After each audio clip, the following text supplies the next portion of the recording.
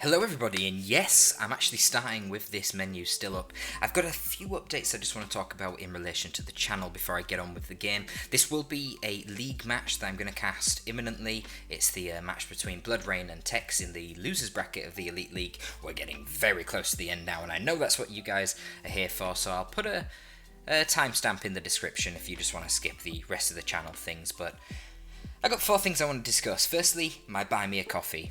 That shit was up for a week, and I got 250 great British pounds. 250 of those motherfuckers donated in a week. Massive shout out to everyone who donated there. That is really appreciated. And I think when a channel has less than 1,000 subscribers, yet is able to get £250 in a donation from the subscriber base, it's definitely telling. That tells me that you guys appreciate the content and that you guys want to see more of the content. So who am I to argue with that? You guys are going to get more content. Now don't get me wrong, if I got no donations, if I got maybe just £10 in donations, I probably won't continue this because I'm really busy. I have aspirations to be a competitive gamer when Total Warhammer 3 releases. That's going to take up a lot of my time whilst I'm working full time. But the prospect of potentially monetizing this and just getting a little bit of money from it, whilst sharing the knowledge that I've got in relation to this game, a game that I've loved and got shitloads of hours in, it's really cool. So I appreciate that, and the videos are going to keep coming. Following on from that, I want to announce that there is going to be a Patreon once I get to 1,000 subscribers. Now, I know you guys are like, whoa, fucking hell, Torpid, you've just been given all this money, why are you saying you want a Patreon? Like, that's very fitting, isn't it? Now you want more money. Yeah, well, that was the long-term goal, once I get 1,000 subscribers, to make this Patreon. And what I'm going to do to justify people donating that money is, I'm actually going to make 3 videos a week, but one of them is only going to be on Patreon. Because at the end of the day, I need regular income that's consistent, so that I can eventually put a little bit more focus onto the YouTube side of things and the gaming world. Especially if there's new games that I'm covering as well. And I'll always have my Dawn of War 2 as the core, unless I become like a fucking millionaire or something and I'm just fucking bitches in the corner. In that case, I probably don't need Dawn of War 2 going up on YouTube anymore. But the thing is, I'm still really deep in Dawn of War 2, and I'll talk about that shortly. So anyway, once I get 1k subs, shortly after that I'm going to launch Patreon. We're going to have an extra episode every week on that with another cast. It might be POV gameplay, but at the moment it's probably just going to be casts. I'm not really feeling playing Dawn of War 2 right now. I'm feeling like playing Total Warhammer. So that's where we're at. Right, so adding on to that, I want to professionalize the YouTube channel. That's also going to happen once we hit 1k subs, and I get the motivation to put a little bit more time in. I don't have outros, I don't have intros right now. Why the fuck are we looking at a menu with resume game options, exit game, and exit to Windows and my mouse on the screen? You know what I mean? While I'm doing this, you should have a face cam, you should be seeing my beautiful face, my beautiful dwarf ass, and you should be, you know, there should be something else. Even if it's not my face, then there should be some background that's interesting, or some fucking cool logo or something. There's none of that right now. It's very low-key, it's all very amateur, and I know you guys don't mind because you're here for the esoteric gameplay knowledge that I can provide, and in this game where I was one of the best players, if not the best player at a certain point in time. But still, you guys deserve more.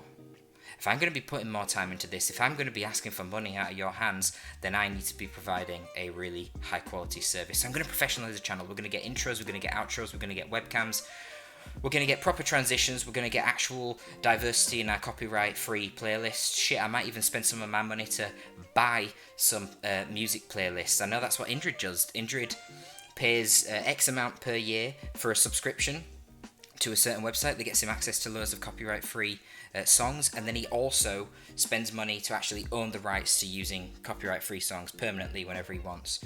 He does a bit of both to get more diversity in his playlists. Unfortunately, that's how it is. If you want to, well, firstly, if you want to monetize your channel, like right now, barely any of my vids, except with this playlist and a couple of others, you can't monetize them because the copyright's just going to take the money. So even when I get 1k subs and I can do adverts, you can't monetize them. So that's shit, and that needs to be resolved. But I don't just want to keep using the same fucking playlist every single cast. It's gonna you know, you get a little bit of nostalgia there when you come back to a Torpid cast and you hear the same soundtrack. But that's what the intro and outro is for, with a little jingle. Not all the way through the fucking cast. You know, you need a little bit of auditory diversity, me being an audiophile and enjoying my wide genre of music that I do. So that's just another thing anyway. I want to professionalize the channel, but finally, I want to talk about the future of Dawn of War 2 and what I meant when I said that I'm really in deep with Dawn of War 2 at the moment. I am in deep with Dawn of War 2. I'm working side by side with Adilla. Well, I'm not really working side by side. We've got our own projects that we're working on, and let me tell you, Adilla is working on some great projects right now. The future for Dawn of War 2 is bright. You're going to be seeing a lot of new shit coming out into the Elite mod within the next couple of years. Expect big things within the next year. And from my end, I'm working on a different project to Adilla, but my project is going to be bringing about new things as well. Now, what we're going to do is we're going to set up an official Elite mod social media channel. Probably not just one. When I say a channel, we're going to make it on YouTube, right? But we're probably just going to set up social media for all of the Elite mod everywhere, right? We're going to get an official Twitter, we're going to get an official blah blah blah. We're going to get it all. We've only got the Discord at the moment, the website. That's step one. We're going to market this properly, we're going to professionalize this whole thing, and we're going to give you guys new content. We've got to keep this game alive, and the best way to keep it alive, as far as I'm aware, yes, regular events are really important, etc, etc, but at the end of the day, you need new content. There's so many Warhammer fans out there who are craving new races. They're craving everything from Dawn of War 1 that they loved. Why is there no priest in Dawn of War 2 when everyone loved the priest in Dawn of War 1? Where are my Hellhounds? Where is my Necrons? Where is my Tau? Where is my Sisters of Battle? Where is my Dark Eldar? Etc, etc. Me personally, Adeptus Mechanicus seems so fitting for Dawn of War 2. A skirmish-based race that back when Dawn of War 1 was released, they had no real roster. Now they got a fucking great roster. More weapons than you can ever imagine. They sound perfect. Why don't we get them in the game? It's not going to be easy, but it's possible. We've got a massive network of modders at the moment that help us, and we're creating a little bit of a modding community for Dawn of War 2, and let me just tell you, the prospects of Elite Mod are bright. I am going to be aiming to release a patch in November of this very year that adds multiple new units to Imperial Guard and Orcs. More of that will be announced fully in future via the official Elite Mod channel. So stay tuned for that. And of course, if you guys are following my channel, you're going to get some heads up on that. I'm going to be helping leak things out. I'm going to be giving you little tidbits of information to hype things up. But then of course, once it's formalized, it'll go onto that official channel and we'll get Indrid to mention it as well so that it isn't missed. But great things are coming. Speaking of great things, why don't we have a look at this actual league match and see what happens. So this is the losers bracket, meaning it's just a best of one at this point until you get to the finals, which is a best of three, which will be next. So the winner of this will end up fighting Twalali in the losers bracket finals, and then the winner of that will go on to fight Valerio in the grand finals. So we got Tex, we got Bloodrayne.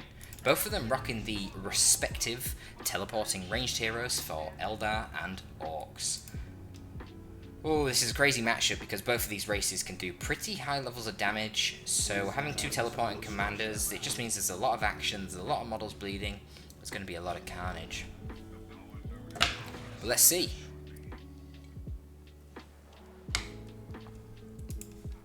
At the moment, it's mostly skirmishing going on. The Warp Spider Exarch has got quite lucky and caught the Sluggers. Slugger Boys obviously can't really do a whole lot to the Warp Spider Exarch because as soon as they close in for melee, he's just going to teleport away. So they don't really achieve a whole lot. And just like that. And then he shoots them in the back. God, that must be so annoying. Can you imagine it? And he's shot in the face by someone. Then you finally get into melee with them. They teleport behind you and start shooting you in the back. Pricks.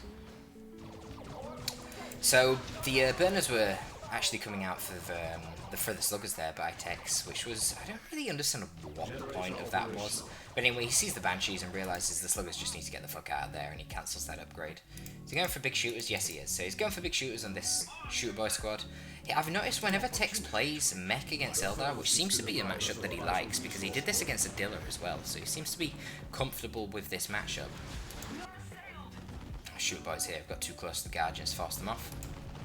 Shooter boys will win the fight if they get into melee. Yeah, so this matchup from Tex, I've noticed whenever he goes mech boy, he really enjoys getting a lot of upgrades for his boys early on, rather than rushing a tier 1.5. I find it a little bit unusual what he's doing here though, in that he didn't drop any gens early on, and he's not even opting to node these power points, which I think is a bit of a misplay. I'm pretty sure that's a misplay. It just seems to be delaying him. I mean, he's not saving up for Storm Boys, and even were he doing that in terms of requisition, he's going to be way behind in power. So yeah, definitely a misplay from Tex there. A little bit too late in dropping some gens. Anti-Hyper's got his Shuriken out, only opting for one Guardian versus the two Shooter Boys that Tex has gone for. I like that, it's pretty standard. I mean, Guardians in tier 1 are just going to get absolutely wrecked by shooters with their big shooters, so you don't really want to be going for Guardians and trying to trade with them. The only instance in which Guardians are decent is when they actually can be fighting from behind an energy shield, or of course when they've got Shurikens to support them. But remember, the big shooters from the Shooter Boys increase their range from 38 to 41, so you can actually outrange the Guardians and bleed them very quickly. No upgrades yet on the Spider or the Mech Boy, but we do actually see the improved targets coming in. I don't like this. I always go on about this, and I'm kind of sick of going on about it, but you are paying 30 power for a very, very, very marginal increase in DPS, since the starting DPS of the Warp Spider Exarch is very low, to compensate for the fact that he's actually decent in melee and a teleporting hero. So I just don't find this efficient. I'd rather get the heavy gauge Death Spinner, which will give you a better increase in DPS than this War Gear will, for less power. You don't get the range, but then you will get a really good ability, which helps against these annoying teleporting commanders. Say he teleports in and tries to melee the Shuriken to stop it setting up, which, you know, is likely to happen. There are two Shurikens in the field, right? You just stun him, and then rip him to pieces with Banshees. So yeah, I don't know, I disagree with that play, but there we go. That's what Rain has gone for. So there's a lot of messing around here, trying to cap the map and force off the Mech Boy. But whilst this is happening, Tex is kind of blobbed up and... Ooh, did the Mech Boy go down? Close. Oh, if only he could have teleported in and got a melee hit, but he's going to be too slow. I don't think the range is quite going to cut it, no. Maybe if he had a weapon upgrade as well. Anyway, Tex is flanked around with his main blobber boys, and he's actually getting a gen bash off. Honestly, it looks pretty good for Tex at this point. I mean, they've both got 4 units each, and yes, Shurikens are more powerful, I suppose, than Shooter Boys, but the Shooter Boys do have upgrades. Does the Guardian have an upgrade? Yeah, he does, okay. Banshees don't have an aspect, though. So I think they're relatively even, but of course Tex is so far ahead in VPs, it's really nice. That said, Banshees have actually gone over this way, which I didn't actually realise at first, so they're going to be able to get a gen bash themselves against Tex, and honestly, Tex only managed to get 1 gen down here, so actually I think this is favouring Rain, if anything. Needs to be careful though with this Shuriken. If he gets a special attack, okay, he retreated in time. Proc the special attack on the Shuriken, which actually knocks over the Banshees, and now the Storm Boys are doing huge damage to them, and we finally see the Daka on the Mech Boy. Great tool for bleeding Eldar. Storm Boys actually going in for the retreat wipe. Will they get it? Notoriously bad at killing stuff in retreat, but you know, you can if you micro them properly and use the S command to stop them doing their leap into combat. But they don't get it there. Now with the big shooter, the Mech Boy should be able to beat the Warp Spider Exarch. Warp Spider Exarch is buffed up with Crackshot, but I don't think it really is going to help him too much. And it doesn't. Mech Boy quite handily wins that fight. Mech Boy also has a battery pack. Obviously that's going to help support the Storm Boys, healing them and increasing their energy so they can do double jumps. Nice defensive nade there just to deter the sluggers, so there is an opportunity for the Shuriken to actually set up in time. That was actually quite important, otherwise he could have easily got overwhelmed and lost some of his gens. Unfortunately, Bloodrayne is actually dropping his macro a little bit, and he loses his Warp Spider Exarch in the corner. Shuriken's going to set up and try and shoot down the Storm Boys. Might get a model here, because they're trying to go for the actual cap. However, yeah, the Shuriken just gets jumped at this point. Not great. Looks like Banshees managed to get into the shooter blob here and force off the rest of the boys. So things are stabilising now, but oh my god, that repurchase of the hero has really fucked up Bloodrayne's economy. Wow, look at this. If he had 250 more requisition, he'd be going to tier 2 very soon. That's going to delay his tier 2 quite significantly. Overwatch mistake from Tex. This has to be an Overwatch mistake. Yeah, he's cancelled it. He's going to be going to tier 2 soon. He's actually waiting for power. But he does have free gens. If he can keep these free gens up, I think Tex is in a very good economic situation. Oh, this would have been so nice if Bloodrayne had that extra 250 requisition, because that would pay for a Warp Spider squad in tier 2, especially via the global, to get it in for cheaper and pay no power, just wreck. So that Warp Spider loss is actually kind of huge. But yeah, he does need him on the field so he can keep up the capping game against the Mech Boy. It's just too much of a struggle otherwise. Because as you can see, Rain is having to blob up all of his infantry to win these army versus army fights. He needs his shurikens layered because of the Storm Boys. He can't rely on just guardians to contest shooters. He needs to slowly creep up with shurikens. And then that doesn't leave him with a lot of capping power. So he needs that Warp Spider. I don't know why the Warp Spider is targeting the other generator. Oh, right, no. He's took the low health one out, and this is a new generator that's coming in and being constructed. So both players are actually going to tier 2 at relatively equal times. Very close game so far. The big advantage that Tex has is that he has 200 extra VPs. And I think that is actually kind of huge for Tex because the Orc tier 3 is really good. The Eldar tier 3 is not very good. So if this game gets to tier 3 battles, you would have to expect that the Orc is going to win. And the fact that Tex is obviously ahead on VPs means it could very well get to a tier 3 battle. That was quite a pathetic jump. Wow, instant special attack from the Storm Boys. Might actually be able to wipe the Warp Spider again. Ah, he does. Very sloppy from Rain there. Didn't have the energy for a teleport, but I don't really know what he was doing, why he was in this position with trees. Nice reactions from Tex here, teleports onto the shuriken, doesn't allow it to set up. Bit of a lame jump if I'm honest with you, not really any need to do that. Kind of just wasted the Storm Boys there, should have kept them on the field to ambush the shurikens and force them to be blobbed constantly. Anyway, not really a big deal. Tex seems to be really lacking in power. It's because he's got a Slugger Knob and a Storm Boy Knob. And now he's getting a Shooter Knob, what the heck? He's investing all of his power into knobs. I mean, don't get me wrong, the knobs are really strong, but to make that your first tier 2 purchase is quite curious. Now he's going to be facing a Falcon from Bloodrayne. I don't know if Bloodrayne thinks he's ahead in tech. If you guys watched my cast between Adilla and Tex, you'll remember that I said that the Falcon is generally a very bad idea against Orcs. The tank busters just do too much DPS. They can kill it really easily. God forbid they get a rear armor shot on it. Not to mention the barrage will take off nearly all of its health. In fact, I think if the barrage hits the rear arm of the Falcon, it can one-shot it. So, and then you've got the Mech Boy on the field, so he can get a beamy death gun and hunt it down. It's only like 3 shots to kill a Falcon. Really, really risky to go for a Falcon against Orcs. Now, the one time that you would go for the Falcon is if you think you're really far ahead. It's a mobile unit, it does good DPS to generators, you can pop your Guardians in it, and you can blow up the gens really quickly. So maybe that's what Rain thinks is going on here. Maybe he thinks he's ahead, and he can get a gen bash off, but I don't really understand that because he's seen the knobs, so I guess that isn't the case. I guess Rain just likes to go for Falcons, but I really do not recommend it in this matchup. With a combination of the heavy melee on the Stormboy Knob, the tank busters, and the beamy death gun on the mech, it's going to be really tough to keep a Falcon alive, especially when you've only got one Guardian squad to repair it. Now the problem for Rain at the moment is VPs. He's really, really low on VPs now. 135 for him and nearly 500 for Tex. I mean, that's going to be really hard to come back on. Now, I will say that I think that Eldar have the advantage in tier 2 against Orcs. I think the combination of Wraithlord, Banshees, Autark, Warp Spiders is just so hard for the Orcs to deal with. It's really easy when you get Shuriken Wraithlord and put it in range stance and cover it with Shurikens to just hold off endless hordes of Orcs, really. And that the Warp Spiders are bouncing around, bleeding them massively. Yeah, I think Eldar is favoured, but the problem is, once it gets to tier 3, the Eldar really don't have much hope at all. Seer Council really aren't that good, because they're only that infantry. The shooters alone do pretty good against them. Never mind things like Flash Gits, Commandos, Knobs, etc. It's rough. Fire Prism just does not have the HP or speed to be able to withstand the damage that the Orcs can put out. I mean, I guess if you use it super defensively, it can have some utility, but it's just not that good.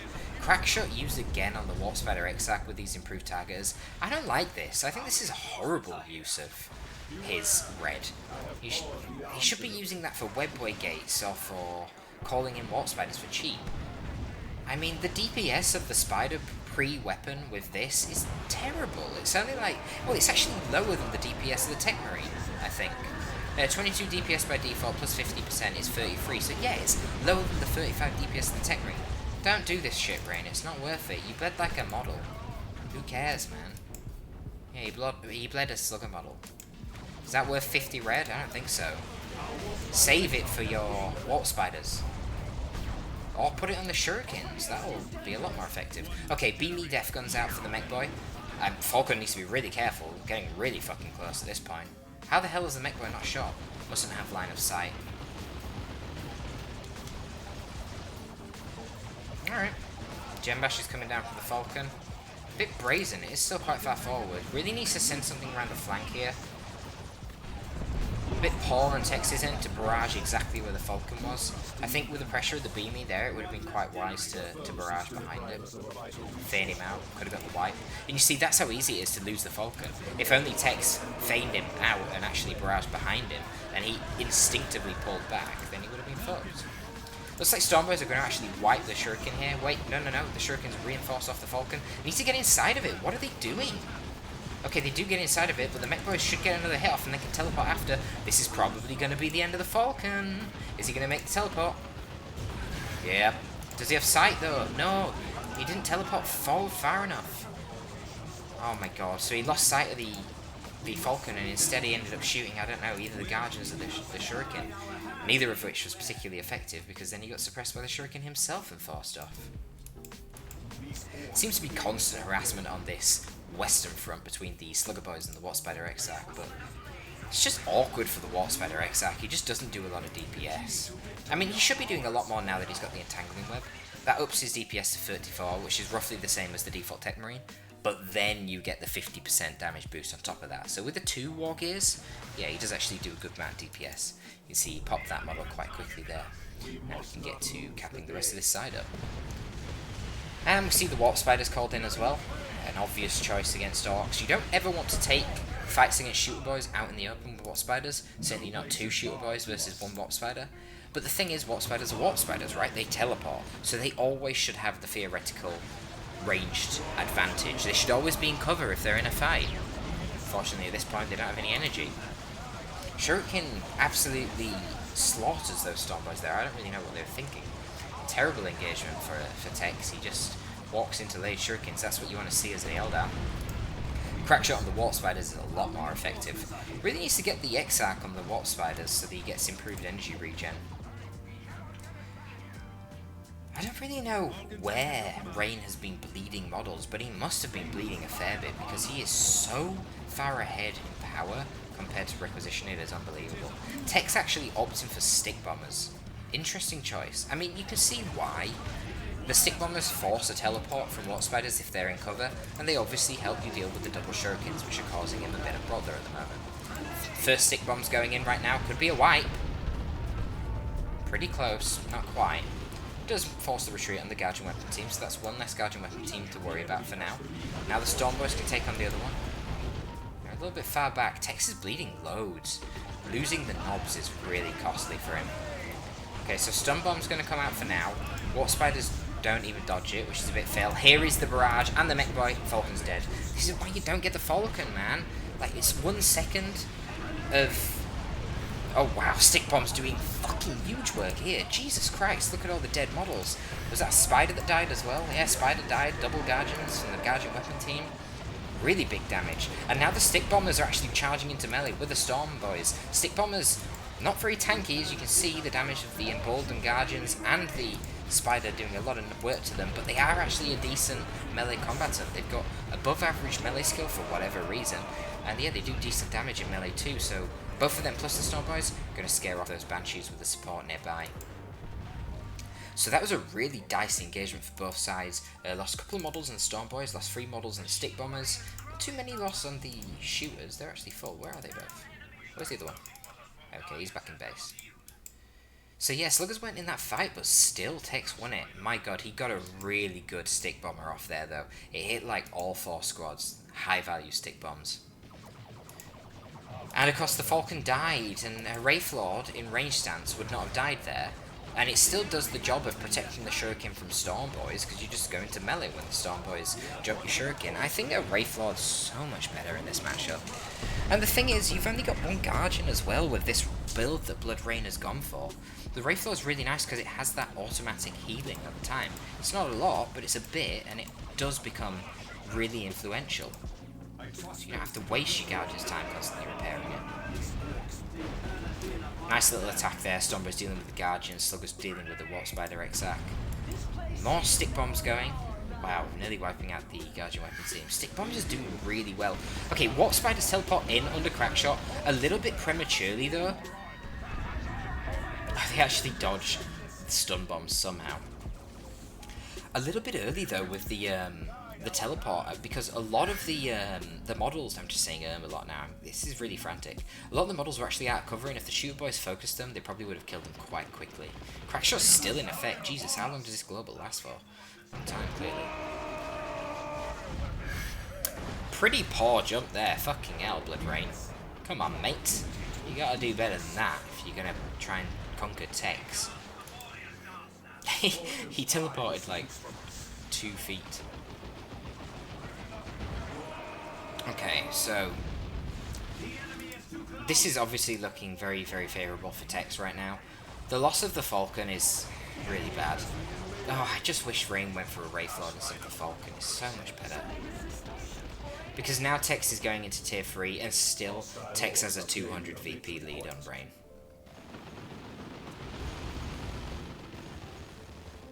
Once a bunch of tier 3 units come out, like, I don't know what Rain can do. I mean, he will be tier 3 soon, but as I said already, it doesn't really matter because the Orc tier 3 is better than the Eldar one.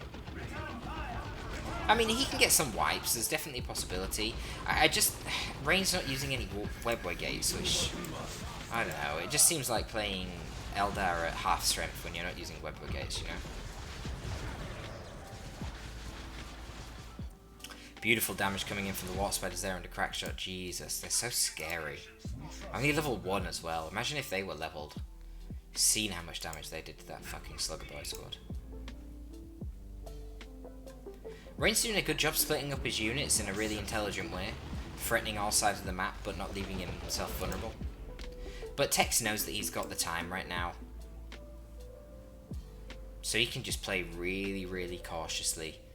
Wait for something in tier 3. He's probably just going to get a tank, since that's going to be able to handle the double shurikens and force a Bright Lance. And then once the Bright Lance comes out, well, all this fucking blob of boys that he's got can just overwhelm Rain's forces, you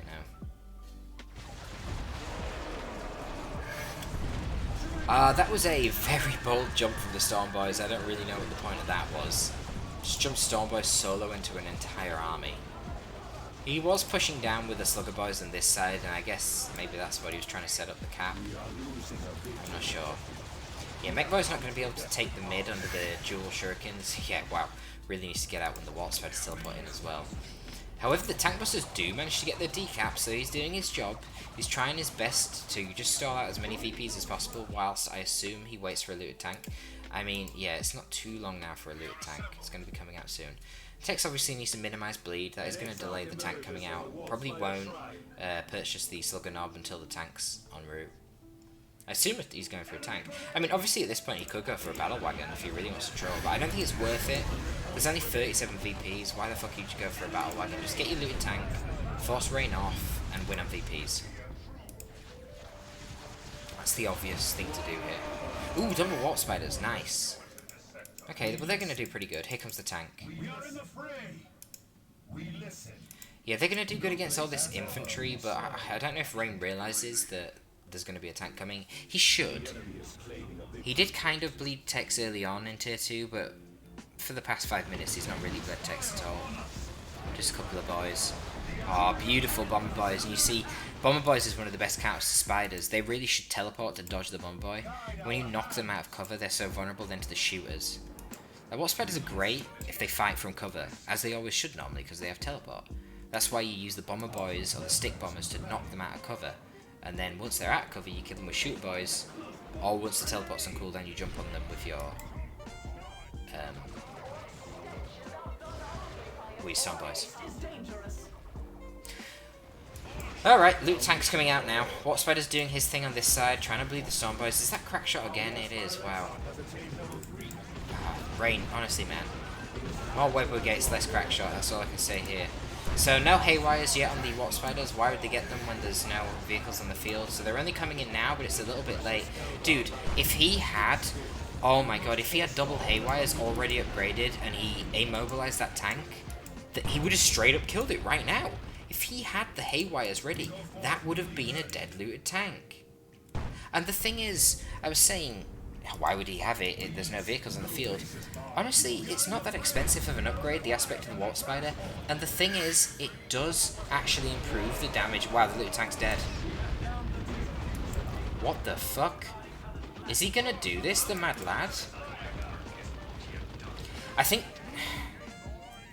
Tex has got what he needs here because he's forced one of these shurikens to go for that Bright Lance, and now he caps the mid. He just camps here with his Stick Bombers in the back to deny caps, Shooter Boys chilling, etc, etc. He should be good. We'll see though, we'll see. There is a little bit of time left. Rain's got like one more attempt to force Tex off, and then he needs to hold both of the VPs for quite a substantial amount of time.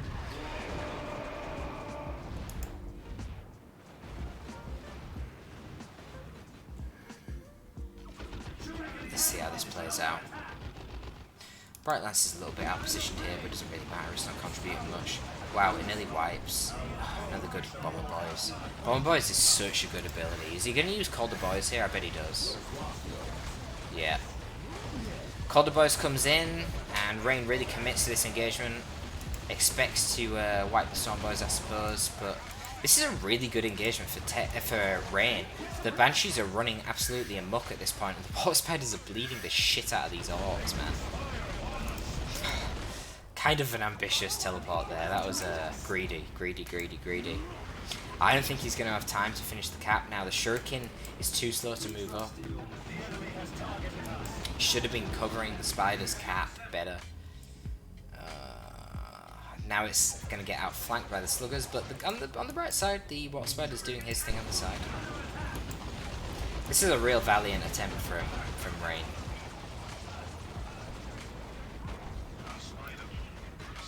I don't really know how I feel about that Calder Boys play. Tex has the time. I don't know why he made that play, really. It was a bit, I don't know, a bit suspect. It seemed like Tex kind of just lost control of what he was even meant to be doing in that engagement. Letting the Banshees just get into the side buff his shooters and not stopping that. Well, here come the Spiders, but the problem is they're out of cover and they're charging Shooter Boys that are in cover. Never a great situation for them. Some Stick Bombers should come in the direction, forcing them to teleport. Storm Boys are on the side, they're going for the decap. They do get the decap. It doesn't really matter. They've not got any cap, and Rain still owns the VP on the right hand side thanks to that pesky Warp Spider Exarch. Warp Spider Exarch's going to bait the Slugger Boys into Warp Spiders, and these Slugger Boys need to get out of there. So at the moment, it is all in favour of Rain. VPs are ticking down. Man, I just wish you had Web Brigates, Rain. Why do you not have Web Brigates right now? Restore all the energy on your Spiders. Keep them healing. Hop between the webway back to base. Hop between the base to the battlefield constantly. Because right now, these Warp Spiders, they're so just weakened. They don't need to be, you know? Warp Spider's going to try and do his thing. Teleports over behind the green cover. Uses crack shot. Stick bombs are thrown to dislodge him. Oh, you gotta love it. See, that's the beauty of the stick bombs. They do knock units over, so you get a lot of utility knocking things out of cover, de-setting up setup teams, even if you're not going for the wipe. It's nice to have that on-demand knockback.